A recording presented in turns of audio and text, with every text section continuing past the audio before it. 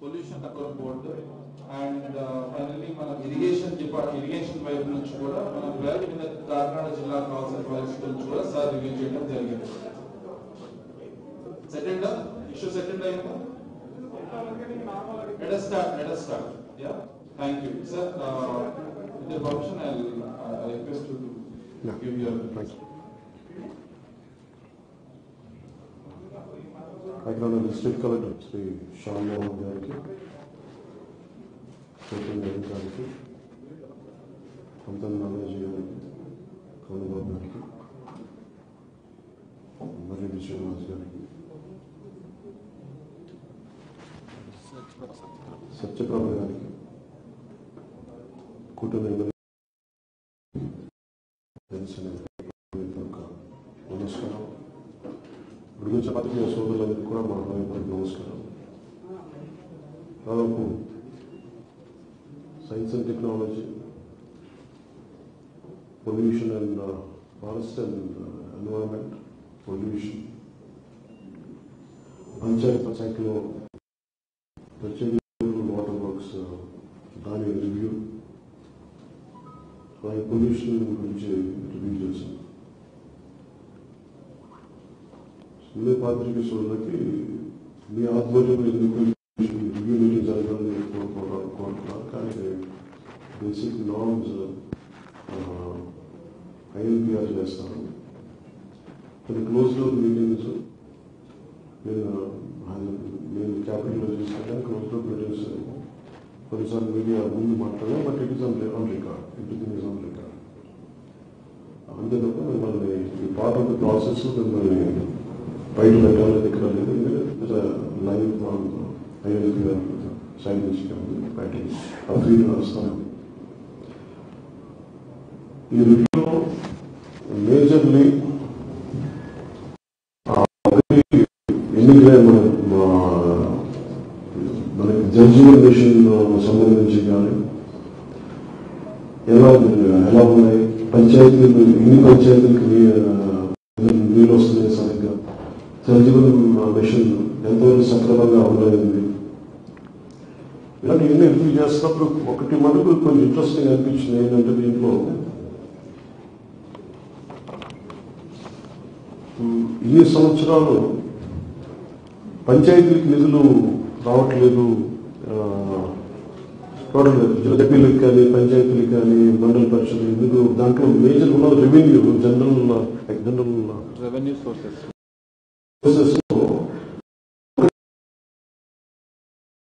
తీసినా కానీ, లేదంటే మట్టి తీసినా కానీ, ఇసుక కానీ ఉంటే దానికి సంబంధించిన మనకి పన్ను కొంత భాగం దాంట్లో ఉమ్మడి గోదావరి జిల్లా నుంచి, తూర్పు గోదావరి జిల్లా నుంచి దాదాపు 1000 కోట్లు ఈ నివేదికలు మనకు అర్థమైంది ఏంటంటే కేవలం ఇసుక మీద, ఇంకా డీటెయిల్ రిపోర్ట్ కాదు, జస్ట్ కేవలం ఇసుక మీద ఉమ్మడి గోదావరి జిల్లాలోనే కలెక్టర్ గారు పక్కన కూర్చొని అనుభవాన్ని తీసుకుని మా అర్థమైంది ఏంటంటే కేవలం 1000 కోట్లు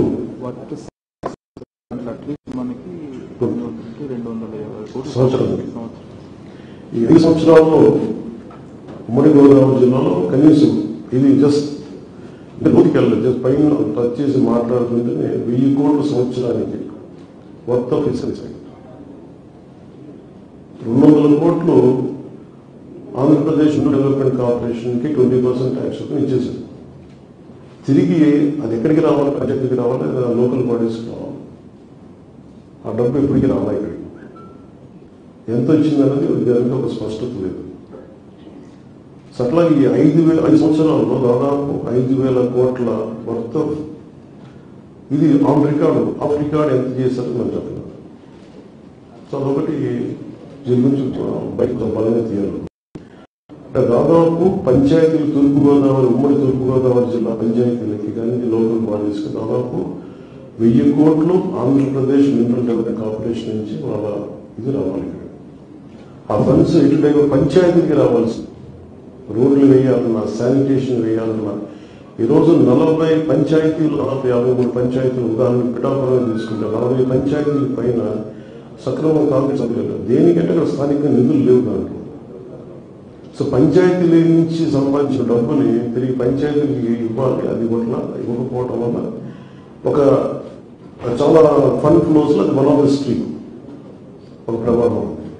అట్లా చాలా మల్టిపుల్గా చూస్తూ ఉంటే చాలా మల్టిపుల్ ఫ్లో ఈ ఫండ్ రైజింగ్ లో చాలా ఇబ్బందులు సరిగ్గా చేయలేదు. సో వీటన్నిటి కొంచెం డీటెయిల్గా తీసుకుని దీనికి ప్రాపర్ మీకు ఒక 2 days నేను తయారు చేసాను. ఒక 4-5 గంటల్లో అనుభవం జరిగింది మనకు నివేదిస్తుంది. అది టేక్ ఇట్ ఫార్వర్డ్ క్యాబినెట్ మీకు కూడా తెలియజేస్తుంది. అలాగే ఇంకోటి ఏపీ ఫారెస్ట్ మీద ముఖ్యంగా వచ్చిన రివ్యూ ఏంటంటే భూప్ ఐలాండ్ ఇది రెగ్యులర్ టూరిజం స్పాట్ లా కాకుండా దీన్ని చాలా ఆ ఎకో సెన్సిటివిటీ కాపాడుకుంటూ అక్కడున్న మడ అడవుల్ని కాపాడుకుంటూ అక్కడున్న జలజీవాలను కాపాడుకుంటూ అక్కడ ఉన్న ఫ్లోరా అండ్ ఫౌనాను కాపాడుకుంటూ అది దాన్ని ఎలా చేయాలనేది ఒక ఎకో టూరిజం మీద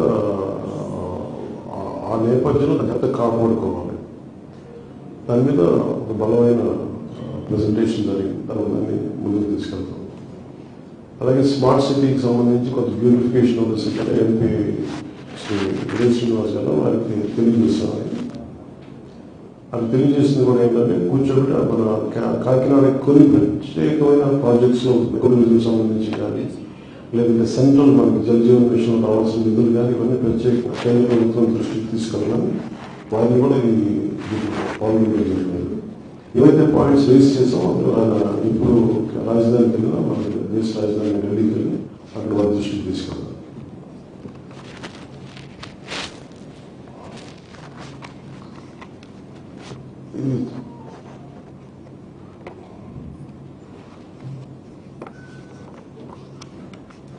అలాగే ముఖ్యంగా పొల్యూషన్ సంబంధించి ఒక నివేదిక ఏమంటే స్థానిక పొల్యూషన్ కంట్రోల్ బోర్డు నుంచి అంటే ఇండియా భారతదేశం ప్రపంచ దేశాలు కమిట్ అయ్యాయి. మనం ఏం కమిట్ అయ్యాం? మేము కార్బన్ ఎమిషన్స్ తగ్గిస్తాం. ప్రతిసారి వాతావరణం వేడెక్కిపోతుంది, భూతల వాతావరణం ఉపరితల వాతావరణం వేడెక్కిపోతుంది. దీనివల్ల టైం చేంజ్ కాదు, మనకేం కాదు. ఈ రోజు పిఠాపురం నియోజకవర్గం దృష్టం ఉప్పాడ కాకినాడ రోడ్లు చూస్తే ప్రతిసారి సముద్రం ముందుకు వచ్చేస్తుంది, తీసేసుకుంటాం, చేస్తాం. ప్రతి సంవత్సరం కనీసం 20 అడుగులు ఒక 20 అడుగులు ఆ ఇల్లు ఉన్నట్లేదు బొగ్గు చేస్తాం. కనీసం నాకు తెలుసు మనం మాట్లాడుతూ ఉంటే సంవత్సరంలోనే ఎకరం ముందుకు వచ్చేసింది నీళ్ళు.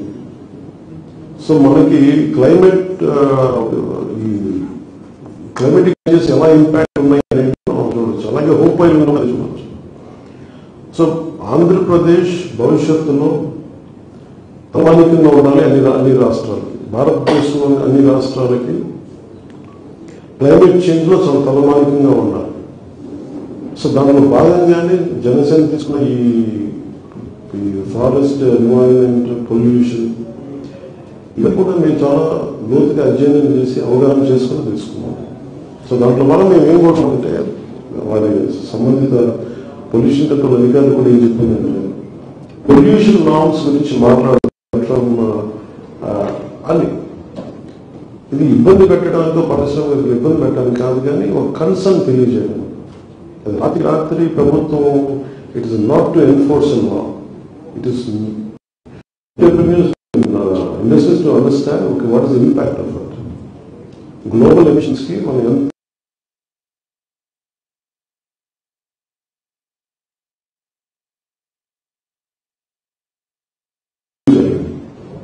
అలాగే కొన్ని పర్టికులర్ కంపెనీస్ కొంచెం ఇబ్బంది ఏదైనా ఉంది వీటిలో, వాటిని మీరు పరిశీలించాలి లేదనేది కూడా మనకి తెలియజేసిన నివేదిక ఇవ్వండి. Andhra Pradesh is of doing business కి నెమ్మదిగా ఉండాలని. అలాగే దాంతోపాటు పర్యావరణ సమతుల్యత కాపాడుకోవాల్సిన చాలా అవసరం.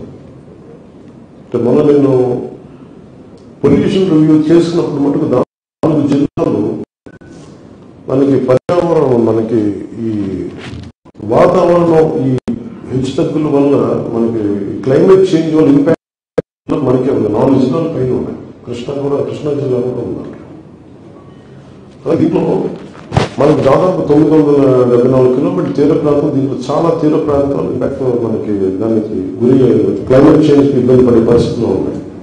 నీళ్ళు ముందుకు అసలు భూమిని తీసేసుకుంటాం కొన్ని ప్రాంతాలు.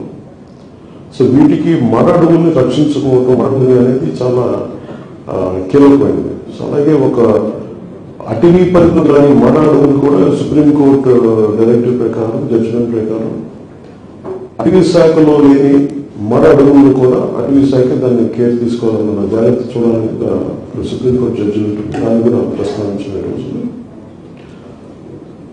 అలాగే మనకున్న రిజర్వ్స్ ఏంటి, అలాగే ఎండేంజర్డ్ స్పీషీస్ ఎక్కడ ఉన్నాయి. ప్రత్యేకించి మనకి ఆ క్యాట్ ఏం క్యాట్ అన్న ఫిషింగ్ క్యాట్ మ్యామ్ అదేంటది, అది మన ఏ రిజర్వ్, అది రిజర్వ్ ఏంటి, ఏ రిజర్వ్?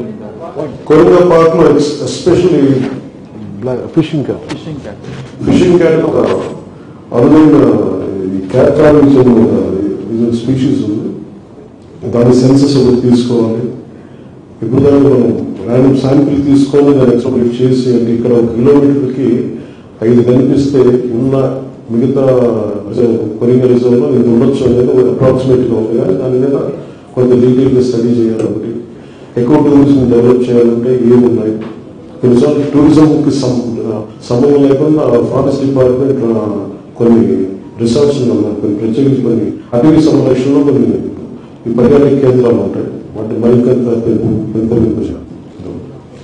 సైన్స్ అండ్ టెక్నాలజీకి సంబంధించినంత వరకు అసలు గ్రామీణ యువతలో ఎంత ప్రతిభ సమర్థత దాక్కున్నాము, దానికి సంబంధించిన రిపోర్ట్ చేయడం లేదని చూస్తే సైన్స్ అండ్ టెక్నాలజీ డిపార్ట్మెంట్ లో సిబ్బంది కొరత చాలా ఉంది. ఆ సిబ్బంది కొరతను ముందుగా తీర్చడం, అలాగే రాజమండ్రిలో complete display science and technology building ఉంటుంది, డిస్ప్లే సెంటర్. యువతకి ఆసక్తిని పెంపొందించే ఎగ్జిబిట్స్ అన్నీ ఉంటాయి. దాన్ని ఓపెన్ ఎప్పుడు చేయాలి ఏంటి, దానికి కేంద్రం మరియు రావాలి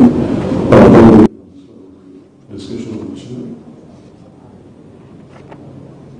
ప్రత్యేకించి to sum up this entire review ఏంటంటే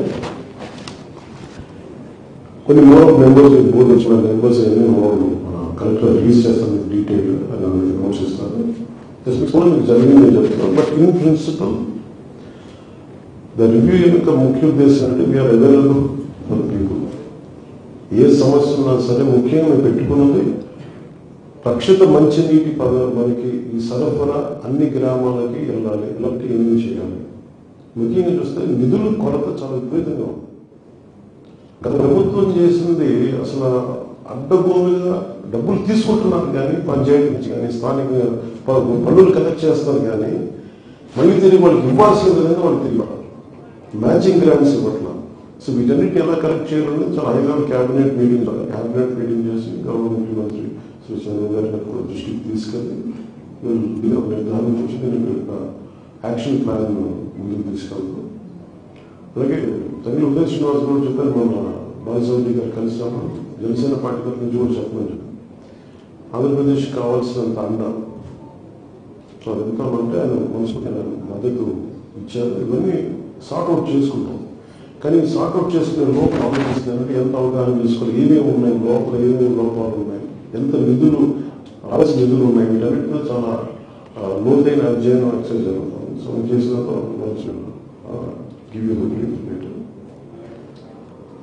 రేపు మటుకు ఉప్పాడ తీర ప్రాంతం ఎందుకు కోత గురవుతుంది దానికి ఎక్స్పర్ట్ అనాల్సి national centre for coastal research బృందం కూడా వస్తుంది చెన్నై నుంచి. సముద్ర కోత గురవుతున్న ఉప్పాడ తీర ప్రాంతాన్ని ఎలా దాన్ని చర్యలు తీసుకుంటే దాన్ని మనం రక్షించుకోగలం, లేదంటే అక్కడ ఉన్న గ్రామాన్ని తరలించాలా, లేదా భవిష్యత్ నెక్స్ట్ 10-20 years లో ఎంత గ్రామం వరకు పోతుందని ఒక అధ్యయనం చేసి అక్కడికి వస్తాను. నేనే క్షేత్రస్థాయి పర్యటన చేస్తున్నాను. సో నా విన్నపం పడి ఏంటంటే పొద్దున పరిగణించినప్పుడు ఈ ఫీల్డ్ స్టడీకి క్షేత్రస్థాయి పర్యటనకి అక్కడ ఉన్న యువత కూడా సహకరించమని కోరుకుంటున్నాను. నేను కూడా దయచేసి మీరు సహకరిస్తే నేను సజావుగా నాతో పాటు కూర్చొని అటువంటి చూస్తూ తీవ్రతం ముందు గురి భవిష్యత్తులో ఎలాంటి చర్యలు తీసుకున్నాను. అలా మేజర్ ఇంకొకటి సైన్స్ అండ్ టెక్నాలజీకి సంబంధించి సైంటిఫిక్ టెంపర్మెంట్ అంటే ఎంత అభివృద్ధి వ్యక్తులు ఉన్నారు. మనకి బ్రెయిన్ ప్రతిసారి ఎక్కడ చూసినా సరే ఏ కంపెనీలో ప్రపంచంలో సీఈఓస్ ఉంటారు. ఏ సీఈఓ చూసినా తెలుగు వ్యక్తిగా ఉన్నారు, అలాంటి భారతీయులు ఉన్నారు, అలాంటి తెలుగు వాళ్ళు ఎక్కువ మంది ఉన్నారు. సో అలాంటి చూసుకొని 2007కి బ్రెయిన్ ఆపాల్సిన అవసరం ఉంది. ఇక్కడున్న ప్రతిభ సమర్థత ఉన్న యువత అది మన దేశానికే ఉపయోగపడాలి, మన రాష్ట్రాలకి ఉపయోగపడాలి. దాంట్లో భాగంగా సైన్స్ అండ్ టెక్నాలజీ వాళ్ళని అభినందించింది ఏంటంటే మీరు రూరల్ యూత్కి సంబంధించి ఎలా ట్యాప్ చేయాలంటే వాళ్ళకి ప్రపోజల్ పట్టుకొచ్చారు. బంగారు యూనివర్సిటీ నుంచి వచ్చిన ఆవిడ రిక్వెస్ట్ అంటే మీరు చాలా మంది పీజీ స్టూడెంట్స్ రీసెర్చ్ స్టూడెంట్స్ ఉన్నారు, వాళ్ళందరినీ తీసుకుని ఉదాహరణకి ఉప్పాడ తీర ప్రాంతానికి ఎక్కడ ఉన్నాయి మన విదేశాల నుంచి ఇక్కడి నుంచి కంటే కూడా పక్క రాష్ట్రం. అసలు మనలో ఉన్న రీసెర్చ్ బెండ్ ఉన్న వ్యక్తులను చూస్తే దీనికి సంబంధించి అనేక మన వైజ్ఞానిక రంగం కానీ లేదంటే అగ్రికల్చర్ కావచ్చు, రకరకాల విధానాల్లో వారి అనుభవాన్ని లేదంటే వారి రీసెర్చ్ ఓరియంటెడ్ ఎబిలిటీ వారి యాప్టిట్యూడ్ ముందుకి కంట్రిబ్యూట్ చేయాలని కోరుకున్నాను. So we have meeting and Mangalgiri in future with students who are willing to support for this program. So, అలాగే నిన్న ప్రత్యేకించి మనం మీ దృష్టి కూడా తీసుకొస్తున్నాం. ఇందాక మీరు లేరు, అది ప్రత్యేకించి ఒక పర్టికులర్ టైం ఫిక్స్ చేసుకుంటే నిన్న మనం మీకు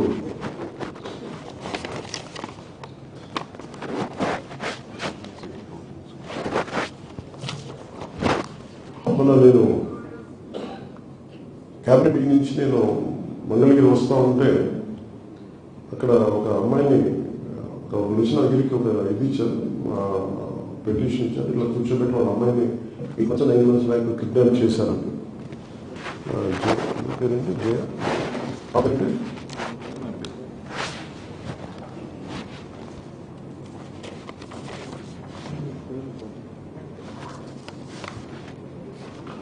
సో భీమవరం వాస్తవ్యులు వాళ్ళ మదర్ వచ్చి వాళ్ళ ఇంకొక కూతురుని తీసుకొచ్చి ఇట్లా నా బిడ్డని 9 నెలల క్రితం కిడ్నాప్ చేయాలని తీసుకెళ్ళిపోయారు.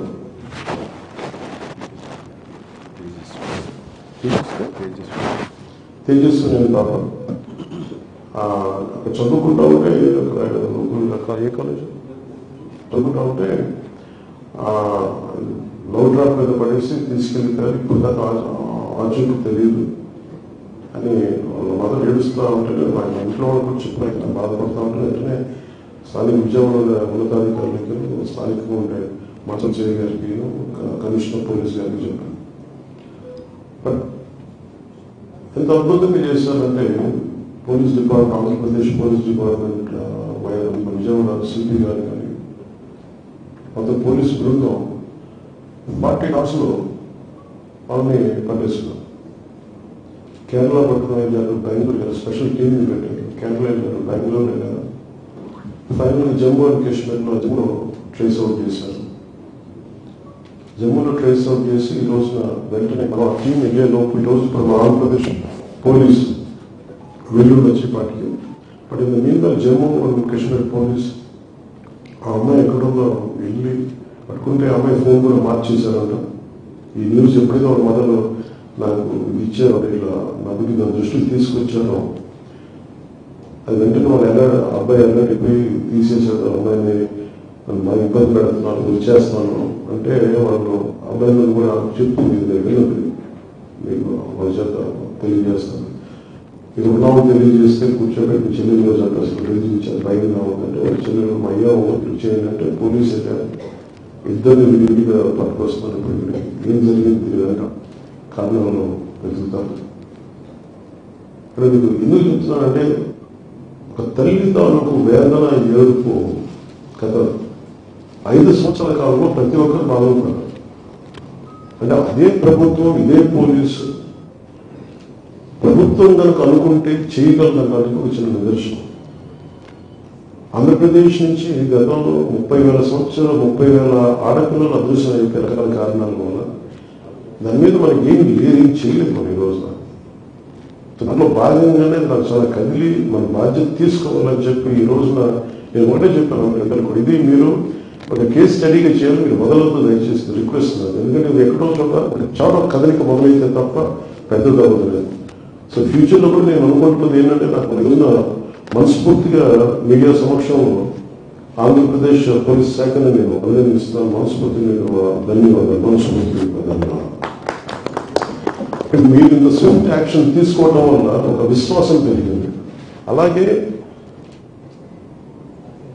ఆడపిల్లలు తల్లిదండ్రులకు కానీ ఆడపిల్లలకు కానీ ఎవరికైనా సరే ఈ లవ్ ట్రాప్స్ ఏదైనా వేసి మమ్మల్ని ఇబ్బంది పెడుతుంటే మీరు మన సరైన లేదా అనేది మీరు ఎప్పటికప్పుడు చాలా జాగ్రత్తగా చూసుకోవాలి.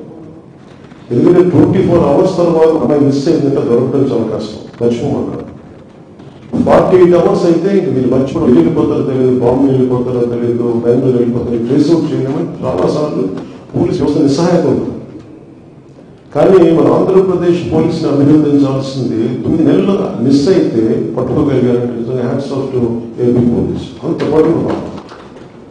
పట్టుకున్నా నాకు సర్ప్రైజ్ అనిపించింది. నాకు మిడ్ నైట్ చెప్పాను, నాకు ఇట్లా వచ్చింది ట్రేస్ అవుట్ చేసాం అని అంటే నేను వెంటనే రేపు రివ్యూ మీటింగ్ మధ్యలో మాట్లాడతానని చెప్పాను.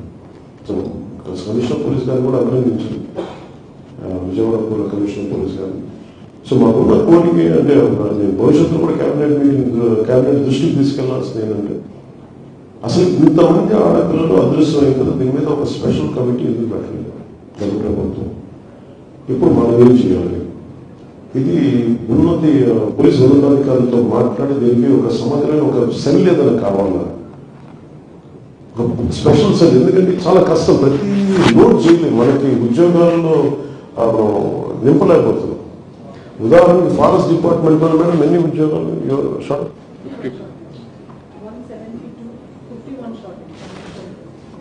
170 అదే తక్కువ, బట్ 50+ షార్టేజ్. దాంట్లో DM4 నుంచి beat officer, forest beat officer దాకా. అలాగే ఏ శాఖలో తీసుకున్నా కానీ సిబ్బంది కోరుతుంది, దాన్ని ఎలా చేయాలి. అలాగే పోలీస్ శాఖ వచ్చేటప్పటికి అందరికీ, నాకు కూడా పోలీసు అధికారులకి నాకు లోడ్ పెంచడం నాకు ఇష్టం లేదు. ఒక వ్యక్తి ఎన్ని పనులు చేయగలరు, ఎన్ని కేసులను హ్యాండిల్ చేయగలరు. సో అది కూడా అర్థం చేసుకొని చాలా సున్నితంగా చాలా అర్థం చేసుకొని మాట్లాడాల్సి వస్తుంది. కానీ దీనికి ఎక్కడో కొంత సంఖ్యాబలం పెంచాలి ఖచ్చితంగా. పోలీసుకి నిధులు కొరకు ఉన్నాయి, వీటి గురించి ఆలోచించాలి, వీటి గురించి చర్చ జరగాలి. నిధులు రావాలి, లోపలికి పెట్టుబడులు రావాలి. అండ్ లా అండ్ ఆర్డర్ చాలా బలంగా ఉంటాయి తప్ప పెట్టుబడులు ఉండవు. ఇది ఇన్వెస్ట్మెంట్స్ ని ఎంకరేజ్ చేసే అట్మాస్ఫియర్ ఉండాలి ఇక్కడ. దాని అక్కడే చర్యలు తీసుకుని దాంట్లో ప్రైమరీ లా ఉండాలి. ఇక్కడ వచ్చిన ఆంధ్రప్రదేశ్కి సుభిక్షంగా ఉంటారు, ధైర్యంగా ఉంటారు, సురక్షితంగా ఉంటారు అనిపించుకునేలాగా ఉండాలి. అలా భాగంగానే ఒక ఆడపిల్ల అదృశ్యం అయిపోతే 9 నెలల్లో అదృశ్యమైన ఒక ఆడబిడ్డని less than 72 hours trace out చేసి పట్టుకున్నాం. అంత కెపాసిటీ మన పోలీస్ డిపార్ట్మెంట్కి, మన ఐపీఎస్ అధికారులకి, మన ప్రతి పోలీస్ డిపార్ట్మెంట్ వ్యక్తికి. సో దాన్ని సద్వినియోగం చేసుకొని ఒకటే ప్రపోజల్ భవిష్యత్తులో పెట్టాము, స్పెషల్ సెల్ ఎస్పెషల్ మిస్సింగ్ కేసులకు సంబంధించి. ఎందుకంటే ఇది హెవీ హ్యూమన్లీ ఇంపాసిబుల్. అంతమంది ఆడపిల్లలు మిస్ అయిపోతే ప్రతి కేసుని ఎప్పటికప్పుడు కొత్త రిజిస్టర్ అవుతాం, ఎన్ని పట్టుకోవడానికి సమయం పడుతుంది. బట్ ట్రేస్ అవుట్ చేయడానికి చాలా బలంగా నిర్ణయం తీసుకున్నాం. సో భవిష్యత్తు దీన్ని తీసుకెళ్తానని తెలియజేసుకుంటాం. ఈ రివ్యూ మీటింగ్స్ అందించిన అధికారులందరికీ, అన్ని డిపార్ట్మెంట్ అధికారులందరికీ ధన్యవాదాలు తెలియజేసుకుంటాం. ఒకే కార్యక్రమం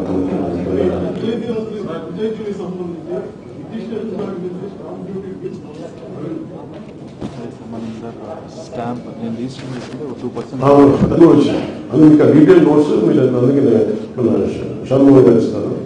అది అంటే ఒక పంచాయతీకి వచ్చే రెవెన్యూ సోర్సెస్ ఒకటేసారి మనకి ఇసుక స్థానికంగా మా సహజ వనరుల దగ్గర నుంచి తీస్తే, అలాగే మీరు చెప్పిన రిజిస్ట్రేషన్ అంటే నేను క్రయ విక్రయాలు జరిగితే ఒక పంచాయతీలో 2% మనం చేసిన స్టాంప్ డ్యూటీ 2% తిరిగి పంచాయతీకి రావాలి. అలాగే ఇసుక అక్కడి నుంచి తీసేసుకుంటే మట్టి దొంగలు తీసుకున్నా కానీ వాళ్ళకి రావాల్సిన సిగ్నేచర్ అనేది రావాలి. ఇట్లాగే ఎన్ని హెడ్స్ ఉన్నాయి దీనికి? ఒక పంచాయతీకి సొంతంగా ఇన్ని రకాలుగా సమకూర్చుకోగలదని ఒక లిస్ట్ అవుట్ చేయడం. దానికి మీకు చెప్పింది అంటే ఒక 48 hours చెప్పడానికి మోర్ డీటెయిల్ మీకు తెలియజేస్తాను.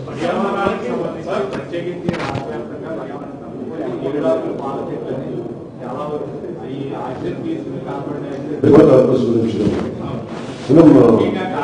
వివేకానంద పార్క్ రోజు వేల మంది వాకింగ్ చేసే ప్రాంతంలో ఆడవాళ్ళు మగాళ్ళు పార్కింగ్ ఫస్ట్ ఏమవుతుందంటే అలాగే ఇది ఏమవుతుందంటే ఇప్పుడు అలా కూడా జ్ఞానం ఉందంటే మనకు కొంచెం మంచిగా నేను ఎక్కడో టిబెట్కి వెళ్తాను, టిబెట్ నుంచి జీవితం అక్కడి నుంచి చెట్లు కూడా వస్తే ఇట్లాగే ఉంది పరిస్థితి. అందుకనే స్థానికంగా నేటివ్ స్పీసీస్ ని మనం ఎంకరేజ్ చేస్తాం. బేసిక్ ఎవరైనా దేశాల నుంచి ఏమైనా ఎక్స్పర్ట్స్ ని పట్టుకొచ్చి, ఉదాహరణకి మియావాకి ఫారెస్ట్ ఎక్స్పర్ట్ జపాన్ పట్టుకొచ్చి మీరు ఇక్కడ మియావాకి డెవలప్ చేయమంటే అక్కడ నుంచి జపాన్ నుంచి మనం చెట్లు పట్టుకున్నాం. మనకున్న చెట్లు మియావాకి దగ్గరలో మనం చేసుకోవడం అనుకుంటాం. అలాగే ఎస్పెషల్లీ కోలాకాయ నాకు ఇదే వేదన ఉండదు. అసలు ఈ కోలాకార్పస్ అనే చెట్లని ఎందుకు పెంచారు? అక్కడ కనీసం మీరు ఎప్పుడు చూస్తూ ఉండదని ఇరిగిపోతాయి మొక్కలు. ఐ థింక్ ఇట్స్ మలేసియన్ స్పీసీస్ కాదండి. ఒక దేశం మొత్తం మీద రాష్ట్రం మొత్తం మీద తమిళనాడు తెలంగాణ నేను కూడా తెలియకుండా నా ప్రాబ్లం ఉంది సార్ 10 చెట్లు. తర్వాత ఎవరు చెప్పారు ఆర్గ్యుమెంట్ అందరికీ స్వార్థం ఏమవుతుంది, వెంటనే ఫస్ట్ రిపోర్ట్ పచ్చగా ఉండదు. పచ్చదనం అనేక చాలా అది ఎక్కువ కార్బన్ డైఆక్సైడ్ రిలీజ్ చేస్తుంది ప్లస్ ఆక్సిజన్. దానికి ఏమి పువ్వులు కూడా రావాలి కదా, వచ్చిన సరిగ్గా చెట్లు ఉండలేవు, పక్షులు ఉండలేవు. అది ఏంటంటే బేసిక్ అది మలేషియన్ ప్లాంట్. మలేషియాలో ఏంటంటే ఇప్పుడు దానికి అది ట్రాపికల్ ల్యాండ్ కాబట్టి ట్రాపికల్ మనకు దానివల్ల ఎక్కువ వర్షాపాతం ఉన్న నేల, ఎక్కువ వర్షాపాతం ఉన్న నేలకి సంబంధించిన చెట్టు. అంటే ఎక్కువ భూములు ఇవ్వకుండా అది ఎక్కువ పీల్చుకుంటుంది. దానికి వచ్చిన దాన్ని మనం ఇక్కడ పెట్టామండి.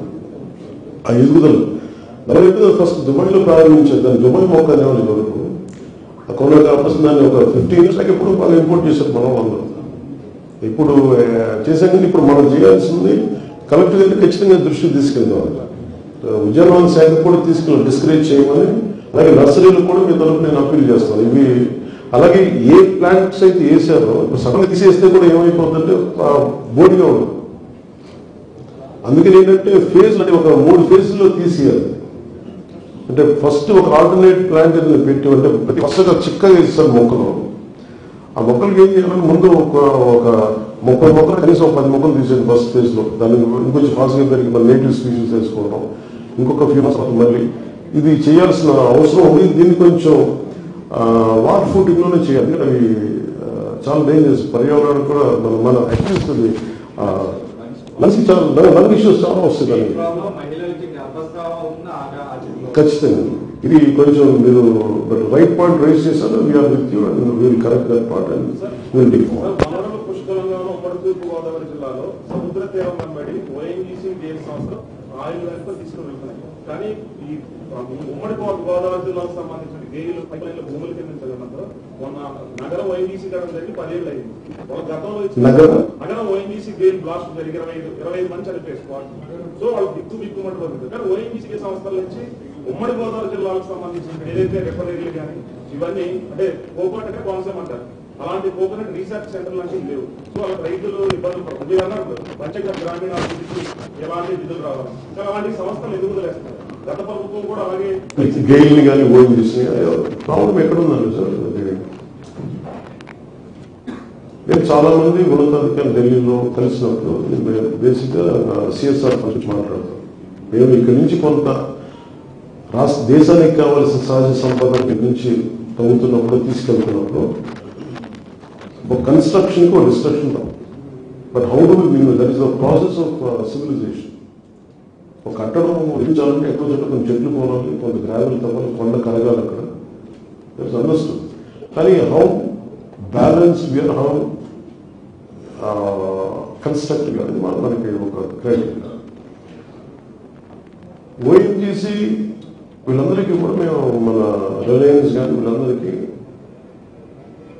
నేను ఎందుకంటే మాట్లాడుతున్న పొల్యూషన్ సంబంధించి కూడా ఇది గ్రీన్ ట్రిబ్యునల్ ఇవన్నీ అంటే మనం ఎక్కువ భయపెట్టనేమో సోషల్స్ ఏమి అవ్వదు, అదొక సమస్య ఉంటుంది. రాష్ట్రానికి దేశానికి కావాల్సిన సహజ వనరులు మనకి రావాల్సిన గ్యాస్ కూడా మన ఎక్స్పోర్ట్ అది అవసరం. కానీ ఇప్పుడు వాట్ కాస్ట్ అనే దాన్ని ఉన్నప్పుడు ఖచ్చితంగా దాని గురించి వాళ్ళు దృష్టి తీసుకోవాలి. వాళ్ళందరూ ఏం మాట్లాడతారంటే ఉదాహరణకి ఏటిమోగ ఇష్యూ కూడా ముమ్మడి వనంలో మాకు రిలయన్స్ పైకి వేసినందుకు మాకు కంపన్సేషన్ ఇచ్చారు, కానీ మాకు ఏటిమోగ మా మత్స్యకారులకు రాలేదు ఇష్యూ. రిలయన్స్ అధికారులు అయితే వాళ్ళు ఏమంటారంటే అసలు మాకు ఈ పైప్ లైన్ మాకు అక్కడ దాకా చెప్పారు, ప్రపోజల్లో అసలు ఏటి మొక్క లేదు, మేము కావాల్సిన మేము ఇవ్వాల్సిన కాంపెన్సేషన్ నిధులన్నీ మేము ఇచ్చేసాం, అది దాని ముందుకి ఎవరికి చేరాలో చేరలేదని, కాంపెన్సేషన్ చేరట్లా, అది ఎంత చెప్తుంది ఎంత చేరట్లేదని తెలిసి ఒక వ్యత్యాసం ఉంది. ఖచ్చితంగా ఇట్ ఇస్ అనవసరం. ఇప్పుడు దిస్ గవర్నమెంట్, ఇప్పుడున్న కూటమి ప్రభుత్వం ఎవరైనా సరే చాలా clear cut including Reliance or including to ONGC including to we'll ఎవరికైనా సరే మేము చెప్పదలుచుకుంది will communicate in proper way. ఇంత కమ్యూనికేషన్ ఇస్ వెరీ ఇంపార్టెంట్. నువ్వు ఎలా కమ్యూనికేట్ చేస్తావు వాళ్ళ దగ్గరికి వెళ్ళి, మనం కూర్చోబెట్టి దందాలు చేస్తే పని అవుతుంది. మనం చేయాల్సింది మీరు ఇంత తీసుకెళ్తున్నప్పుడు ఇక్కడ రిసల్ట్ జరుగుతుంది, ఇంతమంది మీరు గ్యాస్ పైప్ లైన్ వేసి వెళ్తున్నప్పుడు ఏదైనా జరిగితే ఇంతమంది పార్టీ చనిపోయారు ఇలాంటి చోట్ల, దీనికి ఎలాంటి చర్యలు తీసుకుంటారు, ఎలాంటి కాంపెన్సేషన్ ఇస్తారు? ఐ థింక్ ఉన్నత అధికారులు ఎవరైనా సరే, మీరు ఢిల్లీలో కూర్చున్న వాళ్ళు ఎవరైనా సరే ఇక్కడ నిజాయితీకి వెళ్తామంటే they are more than meet support.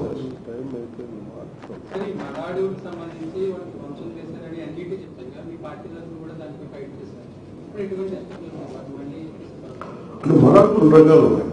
ఒకటి ఫారెస్ట్ డిపార్ట్మెంట్ లో దాని పరిధిలో లేనివి పరిధిలో ఉన్నాయి. ఇందాక మీరు చెప్పింది కూడా సుప్రీంకోర్టు జడ్జిమెంట్ కదా, ఇప్పుడు ఏ 19 డీమ్డ్ ఫారెస్ట్, దీన్ని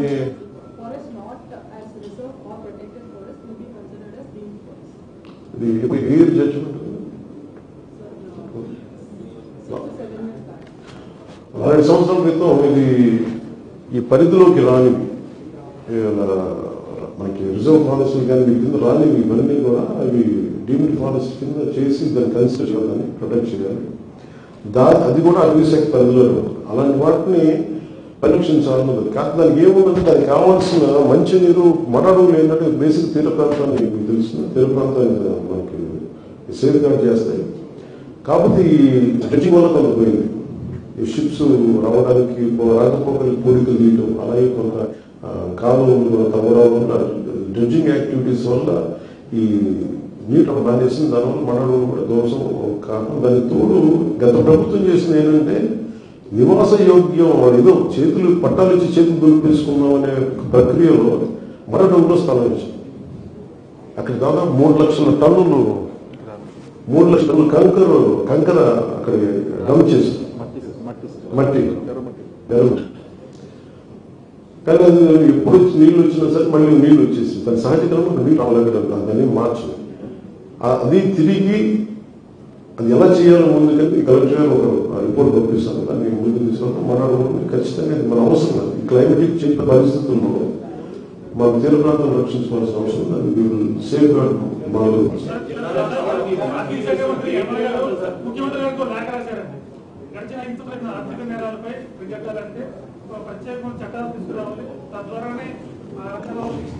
అంటే ఇప్పుడు ఎట్లా అయిపోయిందండి సార్ ఇది, మీరు చూస్తే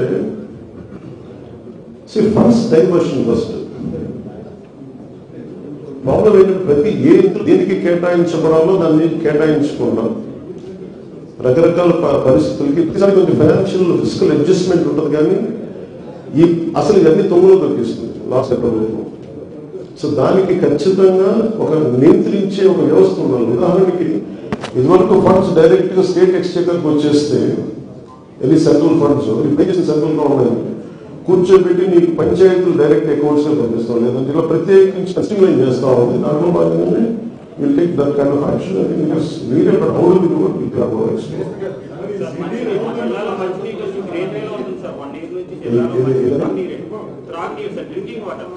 ఓన్లీ గ్రీనరీ కలర్ లో ఉంటుంది సార్. రీసైక్లింగ్ చాలా లో ప్రాసెస్ లో చేస్తారని అయితే ఇప్పుడు మంచి ఆర్ఓ ప్లాంట్ లో కొనుక్కునే పరిస్థితి సార్. కాకినాడ కార్పొరేషన్ లో నేనే చూసాను. అంటే అది ఏమన్నారంటే అసలు ఈ ఆకుపచ్చటి నీళ్లు అది ఎక్కడో మనకి అది ఏమన్నది ఒక విచిత్రమైన పరిస్థితిలో ఉన్నాం. మనం ఆక్వాకల్చర్ లో సంపద అయిపోయింది రావడం. అలాగే ఉదాహరణ కైకిలో నియోజకవర్గం తీసుకుంటే 80% అక్కడ నీళ్లు లేవు, అన్ని చెరువులు లభిస్తాయి. మొత్తం గ్రౌండ్ ఉంటుంది పరైపోయింది. కొంత ఆరో ప్లాంట్స్ మీద బతకాల్సిన అవసరం. అదేంటంటే చాలా మంది లక్షలాది మంది ఆధారపడిన పరిశ్రమ దాన్ని రాత్రికి రాత్రి మార్చలేదు. దాన్ని ఏమవుతుంది ప్రత్యామ్నాయ ఆదాయ మార్గాలు చూపించిన తర్వాత ఇంక్రిమెంటల్ ఇప్పుడు గవర్నమెంట్గా కోలాకాల ప్లాంట్ ఒకేసారి తీసేయకుండా ఇలాంటివి కూడా అలాంటి చాలా సూచన చేయాలి.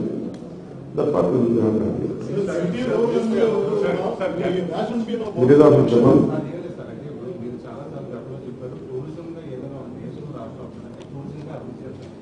ఉమ్మడి తూర్పుగోదావరి జిల్లాకి ఈ ప్రపంచానికి చాలా ఎక్కువగా ఉంది. ఈకో టూరిజం ఉంది, అడ్వెంచర్ టూరిజం ఉంది, అగ్రికల్చర్ టూరిజం ఉంది. ఈ 4 టూరిజం ముందు కూడా కావట్లేదు. గతంలో చిరంజీవి గారు కూడా 140 కోట్లు ఈ కాకినాడలో డెవలప్ చేశారు. అది కూడా మనం నాశనం అయిపోయింది. దానికి సంబంధించి ఖచ్చితంగా మనకి ఉద్యోగం ఇప్పుడు మేము 20 లక్షల ఉద్యోగాలు 5 సంవత్సరాలు అనేది మా commitment. So major employment will be from service sector. Service sector develop అవ్వాలంటే tourism is the main base.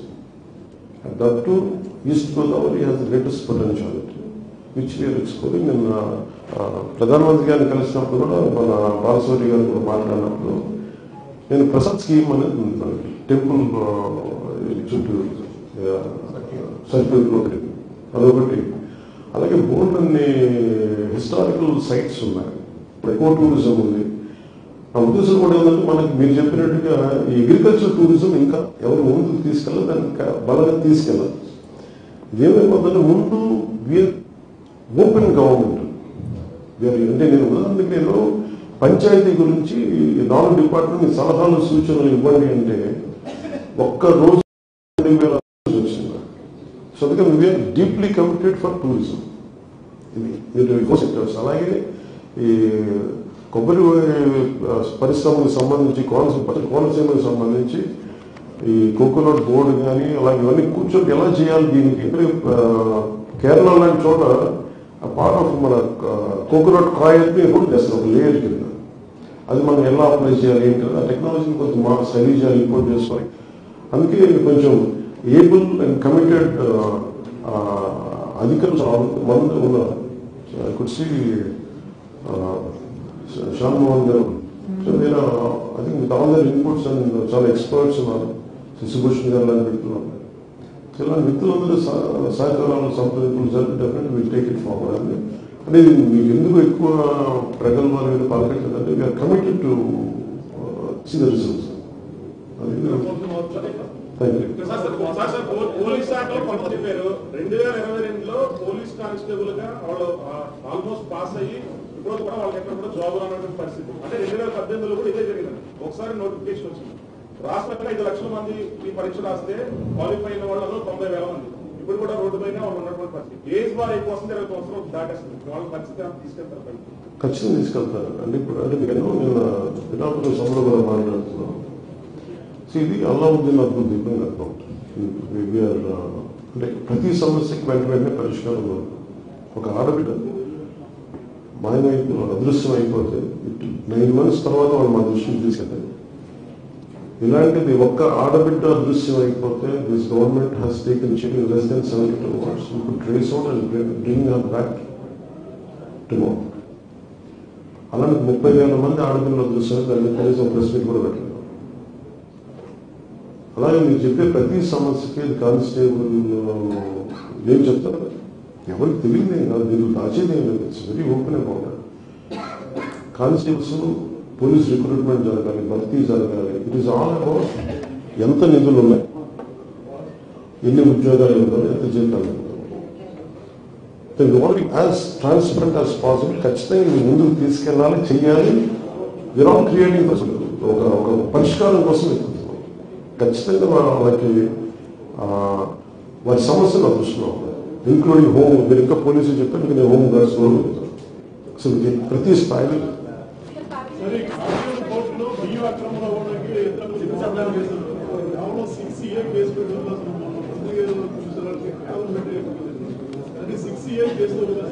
Six అంటే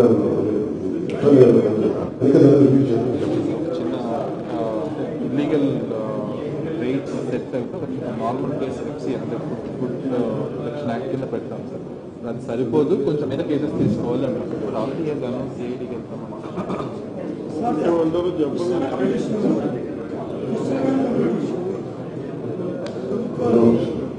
మీరు చెప్తున్నారు సార్.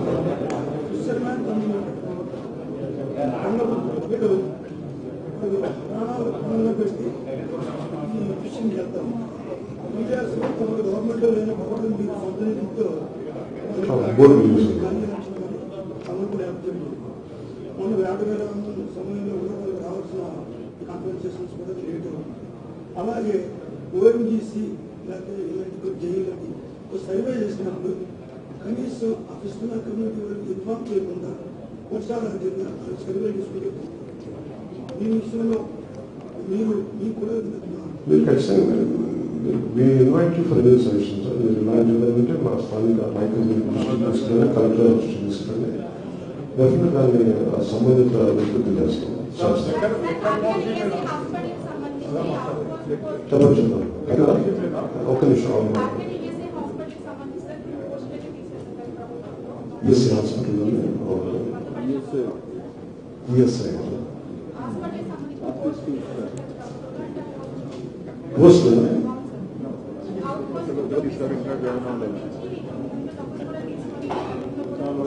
ఆరోపణలు వచ్చేది లేబర్ డిపార్ట్మెంట్ కింద ఉంటుంది సార్ ఈఎస్ఐ హాస్పిటల్. సంబంధిత శాఖ 2019లో గత టీడీపీ ప్రభుత్వం పిల్లలకి ప్రైవేట్ విద్యా సంస్థల పిల్లలకి 50% ఫీజు రైకి తర్వాత 2014 పార్టీ అధికారులు ఇప్పుడు మళ్ళా అది రాయితీ కలిపి పిల్లలకి ఫార్వర్డ్ చేయాలి.